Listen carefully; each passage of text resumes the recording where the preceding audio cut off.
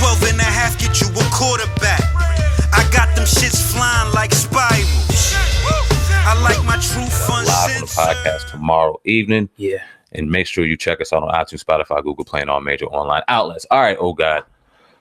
Wu-Tang documentary is coming up. Everybody is very excited. It's set to premiere on Showtime, maybe even tonight or tomorrow. And one person that's notably missing from the documentary physically is obviously the late O.D.B, who passed away in 2004. Now, in the documentary, though, filmmakers, they take a look at O.D.B's relationship with Roc-A-Fella Records. Now, the label he signed with as a solo artist back in 2003. RZA, somebody who runs Wu-Tang, we know, the brains behind Wu-Tang, wasn't very happy about it. And he revealed that when he viewed the documentary, it was very sad and morbid to see memories of O.D.B. Why? Because he said it was very painful to watch. You have joy and pain that's happening.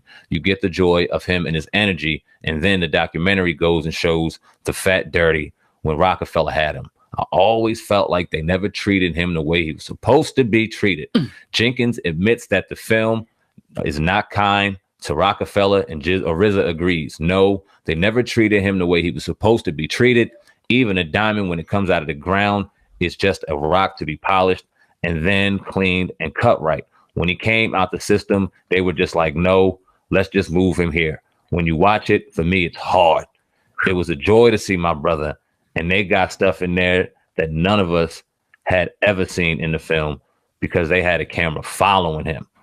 Dirty was being filmed at the time for a new completed VH1 reality show, though some footage showed up in the documentary when the channel aired it. They were doing something that he didn't know they were doing. Reality shows wasn't real like that. He became the first experiment of a reality show, and he didn't know it. Oh God, what's your thoughts on this, man? Because we grew up loving Wu-Tang, man. Oh yeah, Wu-Tang and Roc-A-Fella. That's a fact. And equally, probably. I love the Roc-A-Fella days and all the guys they had. Surprising, very very surprising.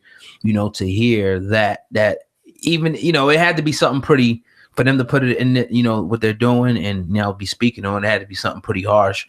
So once the information does come out, but obviously, it's a sad situation.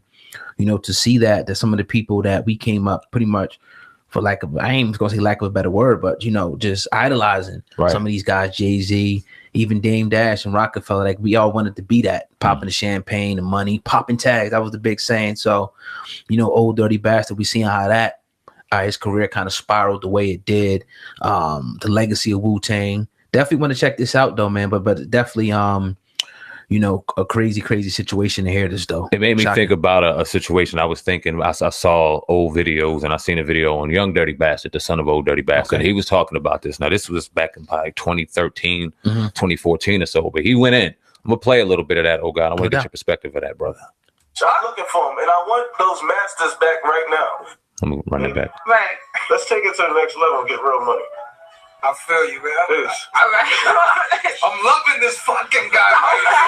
Hey, we still on? All right. Yeah, we still on. Yo, tell Dame Dash I'm looking for him, and I want those masters back right now. Whoa. You know what I'm saying? Because why we gotta go to the courts when we can do this man to man? We need to belt it out and get this thing right. He got my father's songs, and I want it back. For real?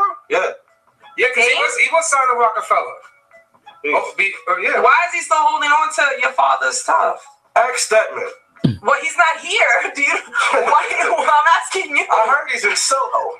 Right. He has a boutique to sell like that, right? I don't know. All right, so that was a little shot at Dame Dash. Now, I also heard Dame Dash, I don't know if it was with Kenyatta on Hip Hop Motivation or somewhere else. He said that in responding to that situation, that he needs to ask the lawyers. The family needs to speak to the lawyers and the legal team of Old Dirty Bastard. They've been doing him dirty for years. He wouldn't do anybody dirty like that. That wasn't his motto. It's one of the reasons why he almost wanted to get out the music game was this situation. What's your thoughts on that, though, man? Just hearing that back in 2013, that there was a bad relationship and a bad taste, even in the family's mouth, toward Roc-A-Fella Records. Yeah, I would like to see what exactly happened. Was it the lawyers or was it, in fact, Dame and whatnot? But, now they're coming out, RZA and whatnot, coming out speaking. Now they're saying that they're pointing at Roc-A-Fella. So I don't know. You know what I'm saying? Right. That's what just appeared. I'm just going off with, with the story that's in front of us. But again, we know how the industry is, but you wouldn't expect, somebody who stands for what he's supposed to stand for, Dame Dash or Roc-A-Fella, to allegedly have done this. Again, it's just alleged at this point in time, but I would like to see what Dame says about this. Obviously, he didn't mention them, but Roc-A-Fella, that was him, Biggs, and Jay-Z's record label. Right. And not to be exalted, even though we got respect for everybody we talk about up here. RZA's been known, and there's been members of Wu-Tang, Young Dirty Bastard included, who have had criticism toward how he's dealt with business and money being exchanged like that, even within the group.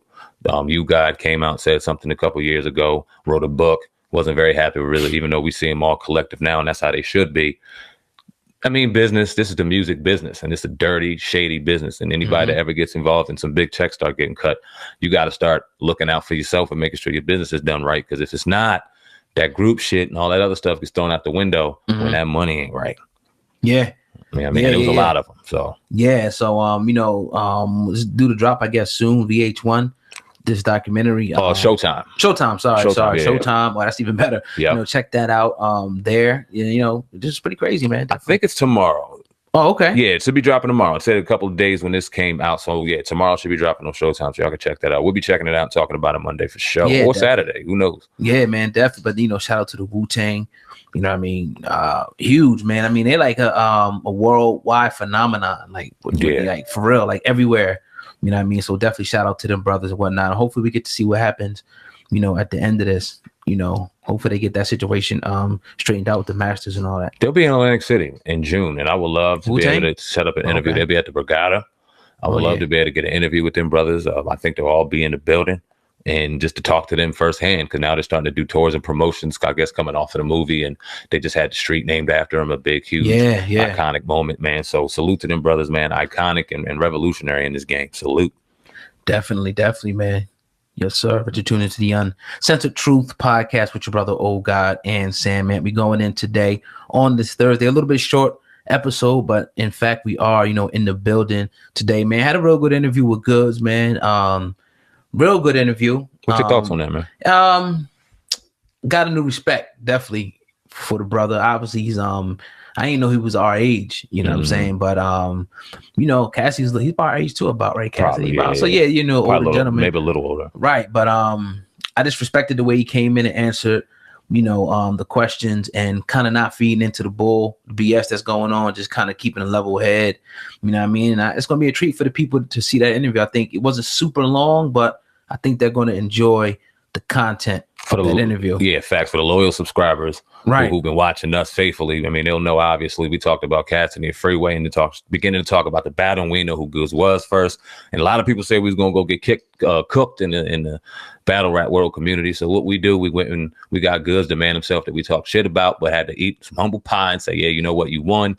It was a great interview, man. Humble brother. But it goes to show, man, that like everybody's watching, man, like what we got going, truth. You know what I'm saying? And with the content we put out there, so it's just a beautiful thing at the end of the day. And, just being responsible.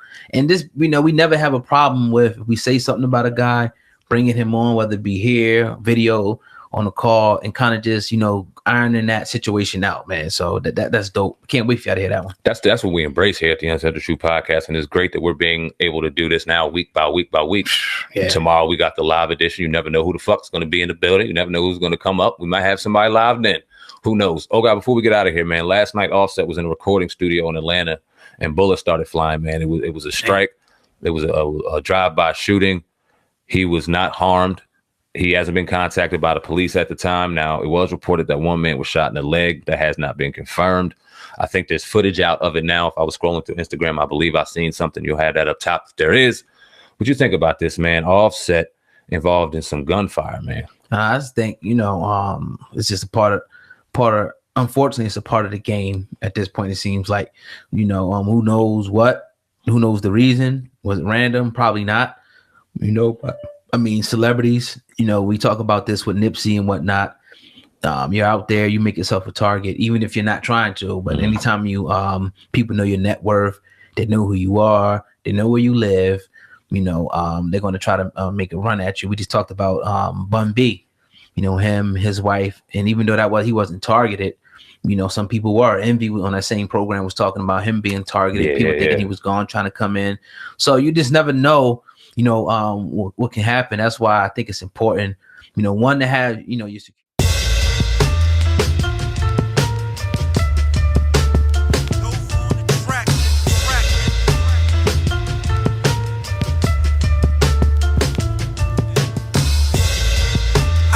truth uncensored.